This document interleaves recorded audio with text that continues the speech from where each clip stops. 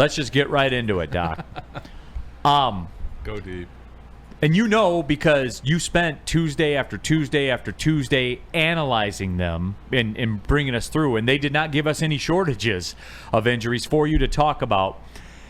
Given the nature of the injuries to the players, 23 players on IR, were we a little bit unreasonable when we reconstruct all this? Was I unreasonable to think that the show just goes on with just the injuries that were suffered? The big answer is, did we lose on Saturday night because of injuries? No. But I'm talking about just like in general. No, the injuries we played through. We had guys that could have won that game if we played Detroit Lions football. The injuries that we saw throughout the season that we overcame and we won 15 games with and everything else. Washington wasn't some magnificent team that we should have lost to. Granted, they're playing well, but the Lions didn't play the Lions. It wasn't because of injuries. It wasn't because we were a little slow. It wasn't because Montgomery got decked in the second play of the game. We didn't play our game. And the injuries played a role, but we were already dealing with this. There were already factors we knew about. We already had – it's like our game plan didn't change because we had some major injury. I know what's-his-face went out with a fractured humerus, but that didn't change our game plan drastically because of injuries. We already knew the players we had. Like I've always said, Dan Campbell plays 100% with the guys that are playing on that field at that time. And he had enough players to play that game correctly. I guess a follow-up then, because we have to turn the page, right? Because there's no choice, because it's over. It's over. That's it. Aidan Hutchinson. Yes. Kind of your impression, because you followed his rehab, and I know it's through videos and stuff like that, and you're not in the room, you're not involved. How does it look to you? What are your impressions? Can he come back 100% the probable defensive player of the year, which is probably what he was going to be at the time of his injury? I think yes. I think we're going to see a better Aidan Hutchinson. Really? Explain that to me, please. Look at J-Mo. We crossed him off because of an ACL. I went on early after the draft that he's going to be more mature, be a better player, not take his health for granted. Same thing with Hutchinson, with a more mature attitude player, right? Hutchinson's not going to take anything for granted anymore. He's going to work hard. He already worked hard. He's going to take it to the next level. And I just think he's going to be a stronger, better player. You have to rebuild. You break down and rebuild. And he's got such good infrastructure already. He's going to be better than he was. He's going to be a better player. He's going to be more conscious. He's going to be a little bit more mature in the way he plays. Is it going to be as, it's like the quarterbacks that run crazy for touchdowns and they mature and they I can do this differently kind of attitudes. I guess it would be a good analogy. Hutchinson, yeah, check the box. He's there. He's strong. He's playing. Does he get Defensive Man of the Year? I wouldn't bet against him. The guy's got a little bit of a chip on his shoulder, too, coming into this next season. I'm more worried about the coaching staff than I am the players. Well, I mean, and that's not, that's not the realm. Related. Yeah, that's not injury related, right? I'll stay in my lane. No, it's not. Is there anything to be concerned about? I mean, I know Robertson's broke his arm, and you got the different guys like that. But as far as like Aleem and guys that we had out, is there anything that you look at who's out or who's going into the off season with what they got to get repaired? Is there anything? Everything that we had, including the last fracture. What's his name? I can't remember. Amik Robertson. Robinson, right? All of them will be ready for the first game. Every injury that we have right now, if we follow normal functional medicine, recovery, sports medicine, whatever we want to throw at it, every one of those players should be ready to be playing. Now, there may be a handful of they're not needed right now, and we're still fine-tuning some stuff. I'm okay with that. But they're definitely key players will be – I don't see anybody being held back because of major injuries other than the psychological part. From a physical standpoint, all those injuries are fixable with this amount of time off. Obviously, too, Aleem McNeil is one that I look at. And Doc, you guys know how I roll. He's the one that a lot of the resources are in right now, i.e. money. Like there's a lot of money into Aleem McNeil right now. So it is imperative, obviously, that he gets back. The ACL, and they still, what concerns me about it is they still to this day, I think it was like 24 hours ago, there is no quote unquote timetable that nobody's putting out there as of yet. They don't need to. And that's fair. Yeah, good point. We're not worried about is he going to be there by the Super Bowl. We're not pushing him. We're not doing anything. What for? To appease us? The guy's going to recover. He's going to be there. He's going to have that 6-month time frame. If not 4 months. That's what we want to do. Like we want that information.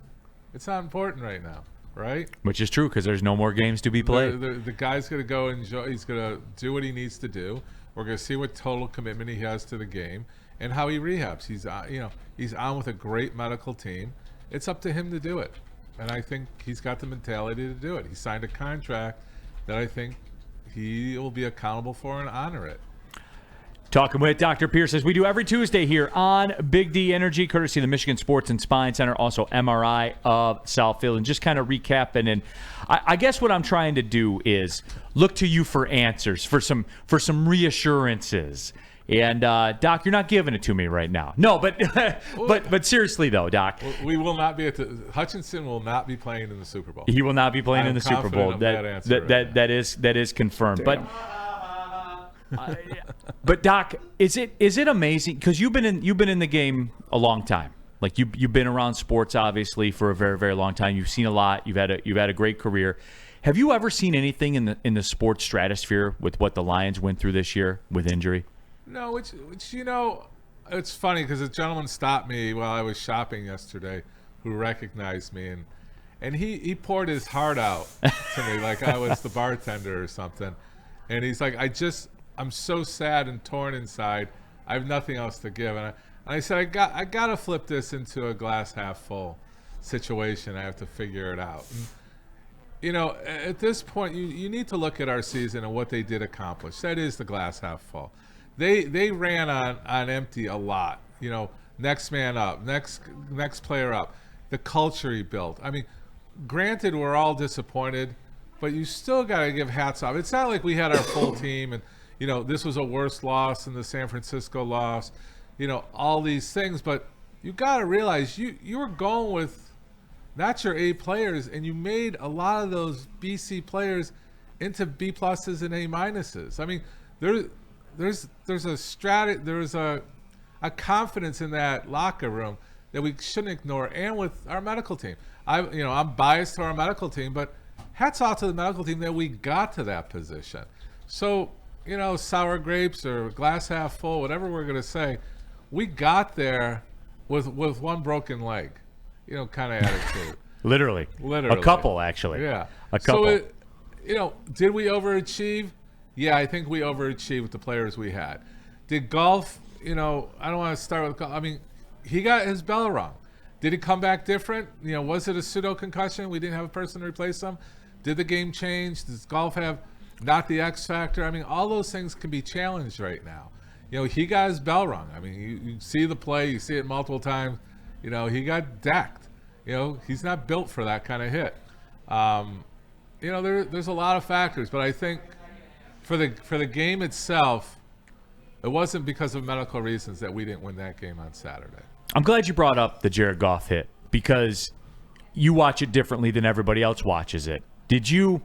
What are you looking for, I guess? What are the doctor team? What are they looking for in that situation? Because look, I'm saying it. Did it look different after the hit? I guess. I don't know. Like he didn't turn the ball over like that, except for the one time, I guess, again in the Houston game. But with that being said, Doc, and you don't know because you're not there again, but we're asking for opinions here. It didn't seem like it was the same Goff that was pre-hit. You got to think of like your mind when you're tired or you're worn out or your mind, like he's got to make split decisions in that, like in seconds. He made bad decisions. He made not so good decisions. Let's say that. Is it because his brain was foggy?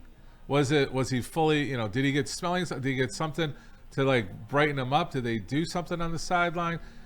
Was he clearly thinking, making decisions? Yeah, I mean, we can pick on that a little bit from a medical standpoint, but overall, yeah, I think he got his bell rung. He does he do well? Like I think Brady said it the best. He's a perfect surgeon. He's very strategic, perfect surgeon when he's got the time. Okay, now he wasn't having time. He was being rushed, and he's got a pseudo, whiplash, head injury, banged his head, emotional stuff. There's a lot of mental stuff going on in his head where it wasn't just clear vision locked in. I don't think he was locked in. Like, I was at the game, so I didn't get to see all the plays where, they were zooming in on Washington's quarterback. He was locked, relaxed, where, Golf was like, a little frazzled. He wasn't calm. He wasn't cool. He wasn't holding it. What'd you say, Spence? He looked like a rookie between the two of them. Yeah, but he got his bell rung. He had all the pressure on him. All that plays a role. He's human too. Yep. He knew what was at stake, and is he made to like, is he the Brett Favre? Is he the Tom Brady that just I'm cool, calm. Give me this situation, I thrive. Some of the guys they get that situation. There's a mental component there. Don't deny it. I call it the X factor. The kid on Washington had the X factor. Do we have that X factor? Well, Doc, we appreciate it. No, we do. We appreciate because there was a lot to unpack. Every single week we were getting hit with something, but the conversations will continue. You still be with us every Tuesday with Ermanni. We got to figure out what to talk about. Yeah. Well, there's not 23 guys on IR, right? Like the content train is. We got to have people start loving our Red Wings and our Pistons. We can talk about them, and then the other big thing is we want to hear. Like we have a pretty good following now. Yeah. I've had people. I want to do shout outs to a couple people that stopped me. If you see me, stop me. You want to talk about something, or like I asked a guy yesterday, "What do you want to talk about?" He goes, "The energy's sucked out of me. I don't know what." So we just talk about mental recovery for our fans. Yeah, that's great. Next week, what do we do, Doc? Like we're going through it too. So. Can you have a talk with Spenny after the show? You might need a little bit of work. Yeah, there's a couch available for everybody. Hey, Doc, as always, we appreciate the time. We'll catch back up with you next Tuesday, all right? All right, great. That is Dr. Jeff Pierce, our injury insider for DMAC, for Stick, for Spencer Rags, for Chase Omniel World. Thanks for tapping in. Big D Energy, Woodward Sports Network. Well, see you later. Join Dr. Pierce every Tuesday during Big D Energy and Thursdays during Ermanni and Edwards, where he offers top-notch injury advice. Trust the guy that I trust. Dr. Jeff Pierce is here to keep you in the game and performing at your best. For more information, visit MichiganSportsandSpine.com or call 248-426-9944.